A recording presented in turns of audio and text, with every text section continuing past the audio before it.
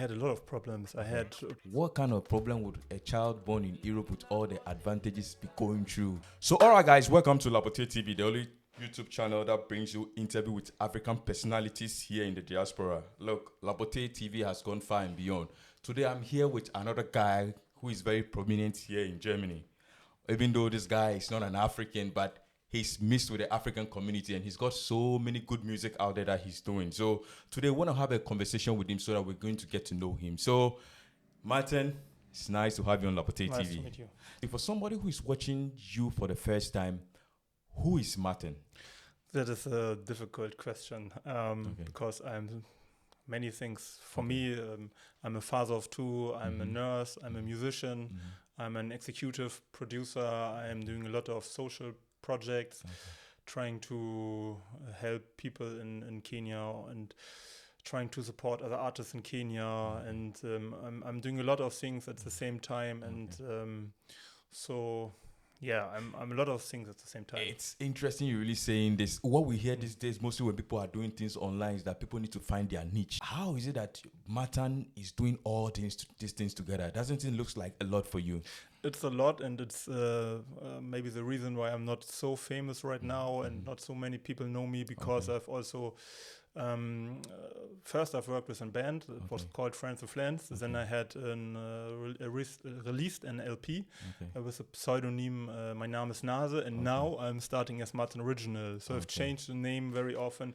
I've also changed the style of music often, and I'm always taking a lot of time for my projects, and then I'm helping other artists. So it's a bit complicated, and it's maybe not the easiest way or the best way, but I believe when I'm doing that constantly with a consistency and with that passion all the time, somehow it can work and will work. And it's also like when one artist has more success, he can help the other one again, like that. And yeah, but it's at the beginning not easy. All right, so I get it. You have so many things doing at the same time. That's why it looks like people don't know you in terms of when it comes to your music. We'll get to that section, but let's get to know Martin on a personal level. Are you married? Are you a family man? What's up with you in that area? Let's get to know you a little bit. I'm married since around about 12 years. 12 years. 12 years. Oh, okay. My wife is from Kenya. Oh, okay. And we have two children. One daughter, she's 3 years old, and a boy, and he's 1 year old. Oh, okay. Yes. Okay. And guys, we've got another white man in our community. So tell me, what is it like for you doing music, being a family man, trying to help other artists and doing all these things together? What is it like for you? How are you able to maintain the balance? It's not easy because I'm also a nurse. That makes it not easier. But right now I try to take a lot of time for my family. That's right now the first important thing. The first priority. And but I'm also doing music, doing a lot of things in the background, and it works because I have a very supportive wife and also children who are, what can I say, supportive and understanding. That's good. Yeah, you must be a very lucky man, because normally we all know that when it comes to women, like a lot of attention, you know. So you saying you are a nurse in the first place, that's like a lot that takes a lot of work, that takes a lot of your hours, and now trying to add music on top of that, trying to support other artists. So you are very lucky once again. Tell me, let me just ask. I have heard certain quite of rumor that people always says that Kenyan women, when they are dating a white person, they also like to have an African person dating on the side. That's just a rumor. You living with a Kenyan, do you kind of have that feeling that that is how Kenyan women are? I can't speak about Kenyan women in general. That's hard for me. I can only talk about my wife. I'm very, very blessed with my wife. And things are not always easily, and or have not always been easily, because we have married very early. We have known each other for 6 months before we've married. And but right now I can't imagine something better than having this family and having this wife. And she's very supportive. She's very loyal. And yes. All right, guys. So like I keep saying, this is LapoteeTV, and we ask you all the questions. We ask all the questions that matters here. So for those of you who decide to put Kenyans all in one box, Mattan is sitting here and he's speaking for his wife. You can't just because you see one or two people act in a certain manner, you can't decide to put everybody from that country in the same box. Yeah. What got you into singing first before you started doing hip hop? I started with hip hop when I was 9 years old. Oh, okay. That was I was listening to some music in the radio from artists like Say When I Do. Maybe you've heard about him. I don't know. He was very famous in Germany. Okay. And then I was just I was feeling it so much, what he's trying to say, what he's doing, and I was so happy to have in German we say Sprachrohr, I don't know the English word, and that was like my medicine, my therapy, everything, because I had a lot of problems in my childhood.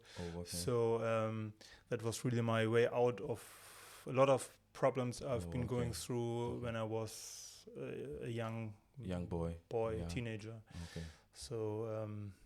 So music was like your way out, right? Yes. Okay, speaking of problems, what kind of problems someone will say everything that people or someone ever desire for in life is in Europe or is in the Western world. So what kind of problem would a child born in Europe with all the advantages be going through? Like I had a lot of problems. I had problems with my health. And health problems, I had something like, I also don't know the English word for it.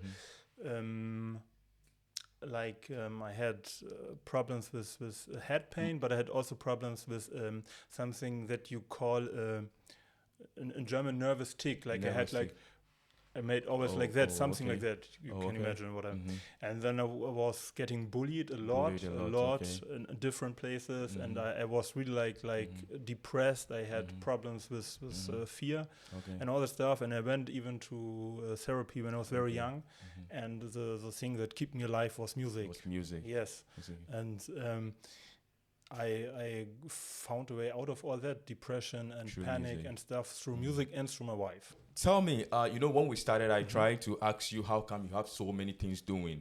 You see, and then we spoke about how or why you got into music in the first place. You see, music has come a long way. Rap has come a long way. Right now, people rapping are not just rapping for the fun of it. People look at it as a source of making a living. Getting big, making a hit. Looking at how far you've done music and how far you've come, do you think you've been successful so far in the music industry? That's a very good question. What is success? For me, one thing why I would say I've been successful is I know that I have influence lives in a positive way. I have helped a lot of people. There are even people I know that they are living because I have decided to help them. Not only because of me, there were also other people, but for example, I've paid for medical treatment and stuff like that. And that is more success than anything else. And also that I can do what I want. I'm free to do what I want. I'm free to decide when I'm releasing music, what kind of music I'm doing. And I had a lot of great connections with people, with artists, and that is also success. But to be honest, when it's about views and about stuff like that, then I would love to be more successful. And I'm trying to work on that. So in other words, you look at being successful in the music industry in a different angle. The number of people you are able to help, the connection that you are able to create, and people that you're able to pave way for. Those are what you term to be success. Now, it's good we look at it from that angle. But you see, then again, when someone terms you as an artist, people want to look at your numbers. How many people are really listening to your music? How many people are really watching your music? So even though you term that to be success, people always want to see succeed or term someone to be a successful musician in a different path when you don't see these things that I'm talking about. Take, for instance, I took the time to check out your YouTube page and I realized you have like 1,002 or 1,000+ subscribers, and you have a couple of songs, I think 1 or 2, 3 that have got the views and ranking in 1,000. And I know these days people pay to promote their music. Then again, so I'm asking myself, it looks like those ones that have like 20,000 or 10,000 were those ones that you kind of promoted. But aside that, those ones that you didn't actually promote, you're just having songs that go like 2 years ago, you have like 67 views. And I ask you, as a music artist, how do you feel if you have to put a song out and you didn't do much promotion on it and the song doesn't sell itself? Yeah, maybe it's not completely true, because I have also a lot of videos which have like 20,000 or even which the you best didn't one promote. I've promoted them. Yeah. Okay. No. I promote the songs more, which are singles, which are with music video and other stuff. But there I have many which have like at least 20,000, almost 40,000 views. Which you did promote. Yeah. You did pay to promote it, right? Yeah. Okay. Also, yeah, of course. So people. Okay. Sorry to cut you. No. And the album that I've released, Musicine, was streamed like almost 40,000 times on Boomplay, for example. So it's not so bad. It's of course not the biggest success, but it's I work on that, and sometimes it's not so important to be just the most successful artist when it comes to views and all that stuff. Still, I've been booked very good. I had a lot of gigs. I've made a lot of money through gigs. Before Corona.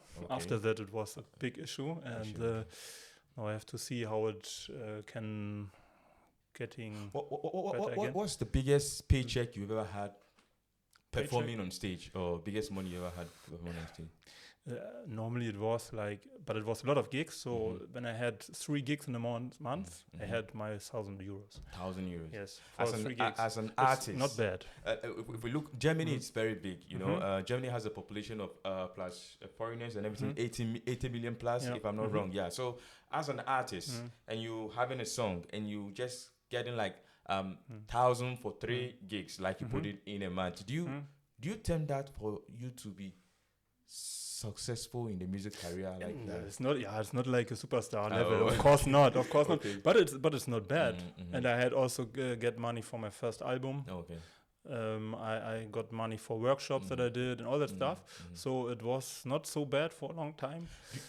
Do you have a limit which you are placing yourself when it comes to music? Because you just said something like you are not a superstar. Not right now. You are an artist. Are you working towards being a superstar as an artist? I have nothing against that. Okay. And I'm trying to be more successful. But I don't want to set myself too much under pressure. I'm working a lot. I'm doing a lot. I'm here today. I'm trying to promote my music. But it's also like, for me, kind of fun and kind of necessary to have everything in my own hand. Even the marketing, the not only the music, but also the marketing, everything is in my hands. So that's important for me right now. And maybe if I had a manager, I could be more successful. But I have even fun to connect with people, to do it on my own, to decide where I'm going and where not. So, yeah. You started this music thing 9 years ago, right? No. I started doing music when I was 9 years old. You started doing when you were 9 Writing years old? when I was 9 years old. That was the time when I was sure I want to be a rapper. I told my mom I don't want to go to school anymore. I don't have. That was what I'm telling her when I was 9 years old. Because I didn't like school at all, and I was so sure about it at that time, and. That was when I started writing, but I had no possibilities to record my music and stuff like that. The first time I was recording, it was when I was 16. And the first time I was releasing music, that was when I was 25. So that is 10 years ago. 10 years ago. Yeah. Oh, okay. But it's interesting, you know, how did someone who told their mom, I don't want to go to school again, I want to be a rapper now, ended up to be a nurse? Like, what was the connection? How did you end up being a nurse now? Yeah, that is a long story, but it came also through music somehow. When I was 18, 19, I still had that problem with depression and panic and all that stuff. And my mom was saying at that time, you have to decide, you have to do something, at least something. If you can't finish school, then you have to find something else. Then I made an education as a Ausbildung, as a Bürokaufmann, as an office man, something like that. And there I met young man. He was sitting in a wheelchair, but he was producing music. And we started to do music. And then we went to studios even for a whole weekend and stuff like that. And then he needed help on the toilet, stuff like that. And then I became his assistant. So I had my first experience with Pflege. And after that ended, I decided to make an education as an let's say nurse. I don't know the English word for what I'm doing. As a German that you are here, normally when an African come to Europe and they don't go as further or to do something for themselves, they have a lot of excuses. So they just came in not long. But you being a German and you are here, and the highest you could go in education is to do Ausbildung, which in Africa we refer it as maybe doing a vocational learning, a handiwork, that kind of a thing. Do you think you've achieved success when it comes in terms of education? Do you think you've reached the pinnacle you want to reach in terms of education? For me now, the work as a nurse is a very good job. It's very good. It's also well paid. And it's a good job because it's very it gives me a lot of inspiration when I'm talking to old people who have a lot of life experience and another point of view. And for me, I'm maybe sometimes too okay with the situation. But of course, I want to achieve more with music and all this stuff. Let's go back into your music again. You know, we keep switching. I watched some of your videos, of course, on YouTube. Like I'm saying, I saw you have some songs that you did with some, I don't know if you shot it in Kenya or with some Kenyan artists. Tell me about those music. Is it because your wife came from Kenya, that's why you have most songs with Kenyan artists? Yeah, it's that's the main reason. When I went to Kenya, I've seen there are a lot of people with a lot of talent. And when I was young and I wanted to be a rapper, the biggest problem that I had was we were not a rich family. We had a house, we had a garden, we had always food on the table, but that was almost all. My mom was not working; she was staying at home with the kids, and my father was also a nurse, and he was not earning too much money. And we had always the things we needed the most. But for example, we had never money for me to go to a studio, so I had no possibilities to record a long time. I was ready to go. And when I was 16, 17, I could go maybe once a month, but that's not enough. You have to go to a studio maybe every day or more often to record. To record, to get better. And when I came to Kenya, I was seeing so many talents, and they had not the possibility to produce their music. So I wanted to support them, and then we started to work together in many different ways. And it also was good for me because the influence from Kenyan musicians is very good for my music. We keep going back and front, switching, but don't worry, we'll come back to your music again. It's always interesting. I'm trying to find out what is being rich to you, because sometimes I used to think here in Germany, when someone owns a house and they have their own house, for them, they are rich, they are okay. You said your parents, did you say they have a house, they own a house? Yeah, but it was like I don't know the family house. I don't know the English word. In German you say Erben. You get a lot of money from your grandparents, stuff like that. Inheritance. Stuff like that. So they were able to buy a house. We had a house. We had a garden. We had food on the table. You had a what? Do you say a gun? You said you had a what? A garden. Garden. Okay. Sorry, so not a gun. That would be good. That would be helpful sometimes. No, we had a garden with food, and we had the possibility to buy food. But my mom was really like looking at every cent. And for example, the clothes, I had always to wear the clothes from my older brother and stuff like that. And when it came to how do you say in English? I don't know. This kind of class trips, all that stuff. It was always a hustle to pay and all that stuff. So we were not poor, like we had no food, but we had also, I had not a lot of money for music and stuff like that. I was not able to do the music in the way I wanted to do it because I didn't have the money, for example. And in Kenya, there are so many talents, and they need that help. Will you say your parents are very relaxed? I don't know, excuse me, I don't know whether lazy is the word to use, because from what you said, they had a lot of inheritance from their parents to buy a house. Was it a system didn't allow them to be hardworking? Because if you have an inheritance from your parents, that's more like a stepping stone. You know how here in Germany, when you want to start school and your parents, or you are starting life and your parents have a house for you already, it's like a step for you to be able to work hard and do something better for you. So would you say your parents were not that, they were reluctant, they were not that so hardworking? No, they were hardworking. My mom was doing so much, 4 kids, and she was doing so much, not only cooking, doing a lot of stuff with us, a lot of trips, a lot of creative stuff, teached us a lot of things. She was working hard, and my father also. Well, as a nurse, you have to work hard. It's not like easy. Yes, and I'm very, very thankful for what our parents did for us. What it did for you. Yeah. I'm glad you are thankful. Life always don't turn out how we want it. So it's interesting. Let's talk about the word integration. You know, Germany is a country that supports or sees to it that foreigners that come here integrate a lot with the German system. And of course, you are married to an African. And I just want to ask you, do you really think, even though the system pushes or sees the need for foreigners to integrate into the system, do you think foreigners wants to or love to integrate? I mean, do you think Germans love to integrate with the foreigners in the system? That's a difficult question. Yes. Very difficult.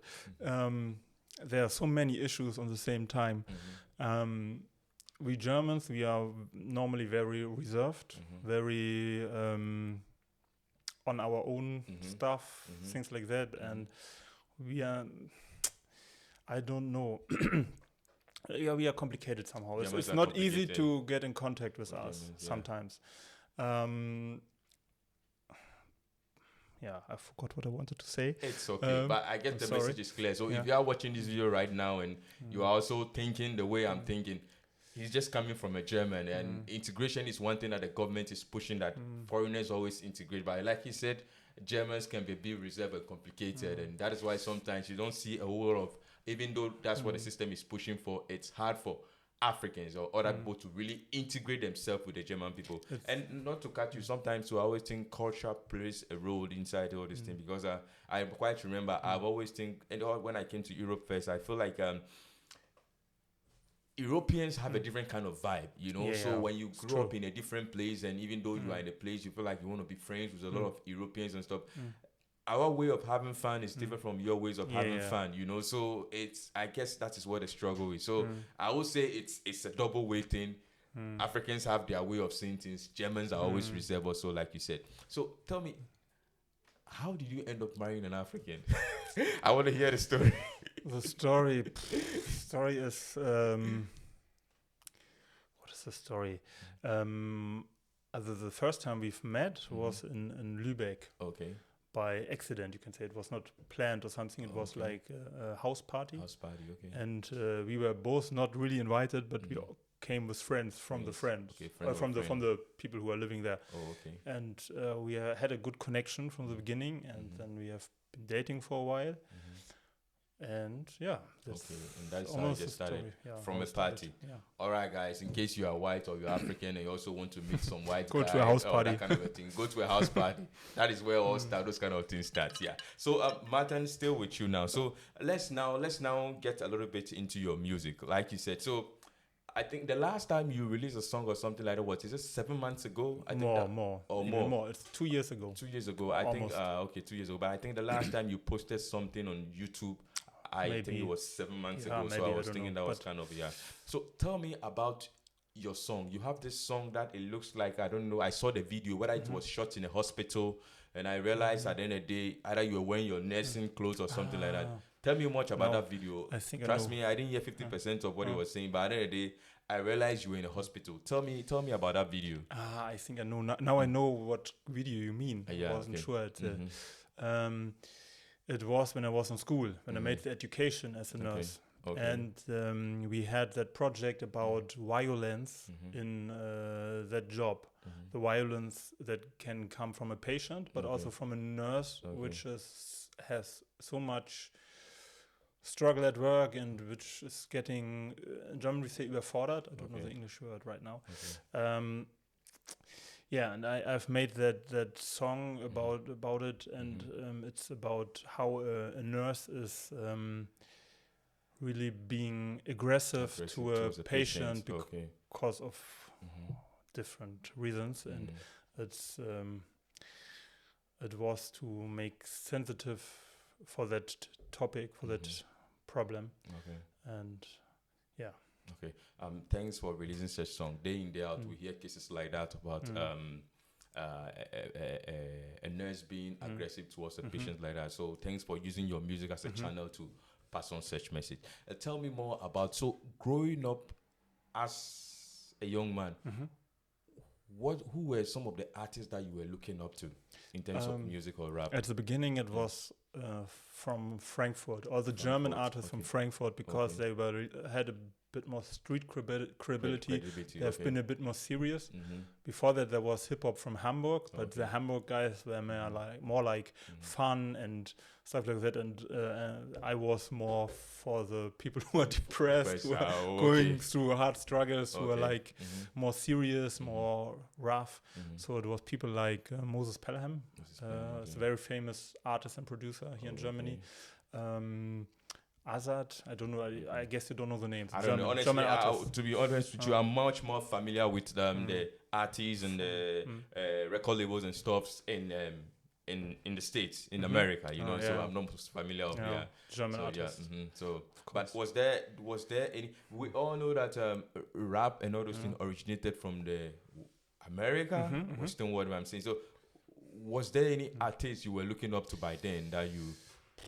Not so many. Not really. Maybe there were a few songs or Eminem. Eminem is like because he is really like had deep music and like psycho, and I love that somehow. And nowadays I'm listening a bit more to also artists from the US, but I like, for example, Kendrick Lamar, Dax. I don't know how to call him. I know Kendrick, not Dax. You know Dax? I know Kendrick, but not Dax. Okay. People like him. I like his music. Okay, that's good. So, tell me, what do you intend to get out of music, or at what point will you get and go like, oh, I have enough of what I want with music. Now I'm done with music. I will never be done with music. I will never be. I don't know if. As an artist, as a producer, as something, I'm so into music. I'm listening almost the whole day to music. I like to do my own music. I will never be done. But you know, when it comes to the thing with music, sometimes people have their hit moment. You know, I don't know any artist who sang music the whole life. I know people do music at a point that even when it comes with everything, football, at a point people, I'm done with music. I'm no more. But I think artists will not. Artists never pass away. They can, of course, it's possible, even if you're a real artist. But there are many artists, even the German rappers who started 1995. They're still there and doing music. For example, Curse is a very great artist, and he's just doing his new album now, and he is there since 1990. So for you keep on doing music till like. So never say never till you die or something like that. Yeah, somehow. The lyrics are coming to it's not necessary that I'm always releasing a song, but I still do music. Still do music. Let's talk about your production part. You say you're also a producer. Executive producer. I'm not doing beats. What's the difference between an executive producer and a producer? I'm not producing beats, for example. I'm not recording anyone. I am someone who is helping with money for projects. I'm helping with marketing somehow. I can do more marketing in Kenya. That's why some of the artists I'm helping are more successful than me, because here in Germany I have not the same connections, the same possibilities that I have in Kenya. We have produced an EP for two artists. They are called Gabiro and RSB. They have more than 500,000 streams for that EP, and they have even Gabiro has also won some awards and stuff like that. So he is more successful. So all those things was through your help, right? Through your marketing skills, right? No, he's also good in all that stuff. We work together. I helped with some things with some connections, with some money, with advisors. But it's we are a team. We work together. Connection with money. There's a whole lot of Africans that are also doing music here in Europe. Like, are you open to helping anybody in terms of maybe they want somebody to market them, help them in terms of financial wise to push their music? Like you said, are you open to doing that for any African who is into music here in the problem Germany? is what I said. I've not the same connections. I've not the same possibilities that I have in Kenya. Okay. That's the first thing, and the second thing is in Kenya they have not so many possibilities. If they are not successful with music, they maybe will have problems to feed their own family, stuff like that. Here you have other possibilities. You can work as a nurse, or So that is why I would help more the people in Kenya. And but for example, we have a group of artists here in Germany who support each other. Even Nayo does Snoop are part of this group, and we are trying to help each other somehow. But I can't help them on the same level like I can help in Kenya.